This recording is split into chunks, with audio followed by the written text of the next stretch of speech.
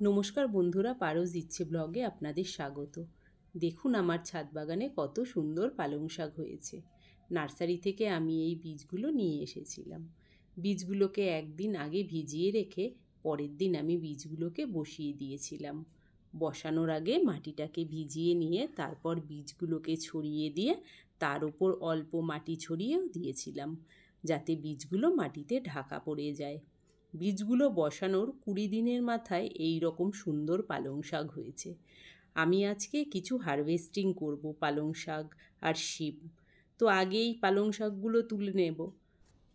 আমি পুরো গাছ তুলছি না, তার কারণ একবার গাছ বসিয়ে অনেকবার শাক পেতে পারি, যে কারণেই আমি বড় বড় পাতা বেছে তুলে নিচ্ছি। গাছ যদি পুরো গোড়া থেকে তুলে নিই তবে আমি একটা গাছ থেকে বেশি করে শাক তুলতে পারবো না। দেখুন বন্ধুরা, কত সুন্দর তরতাজা হয়েছে এই শাকগুলো।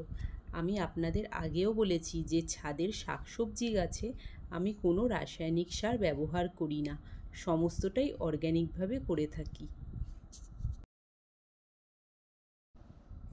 আমি আরও কিছুটা পালং শাক তুলে নেব। এবার আপনাদের দেখাবো ছাদ বাগানের শিম গাছটা। দেখুন আমার ছোট এই গাছটার মধ্যে অনেক শিম ধরেছে। তো এখন আমি বড় বড় কটা শিম তুলে নেব।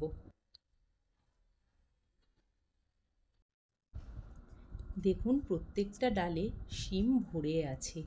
শীতকালে প্রত্যেক সপ্তাহে আমি একদিন খোল ভেজানো জল দিই আর দুদিন সবজির খোসা ভেজানো জল দিই। গাছটা বেশি উচ্চতাতে বাড়েনি, তার কারণ আমি যখন নার্সারি থেকে গাছটা এনেছিলাম তখন গাছটার মাথাটা ভেঙে বসিয়েছিলাম।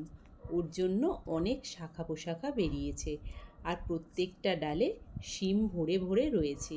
কি ভালোই না লাগে বলুন, নিজে হাতে গাছ লাগিয়ে সবজি তোলার আনন্দটাই আলাদা, তাও আবার সম্পূর্ণ অর্গ্যানিক। বাজার থেকে যে সকল শাকসবজি আনি সেগুলো তো সবই বিভিন্ন কেমিক্যাল সার দিয়ে তৈরি হয়। নিজে চাষ করে যদি সমস্ত সবজি করতে পারতাম তবে কতই না ভালো হতো। তবে যেইটুকু পাওয়া যায় সেটাই আমাদের বড় প্রাপ্তি।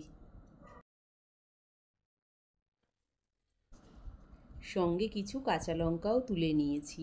এই সবজিগুলো দিয়েই আজকে রান্না করব। আজকের মতো এই পর্যন্তই।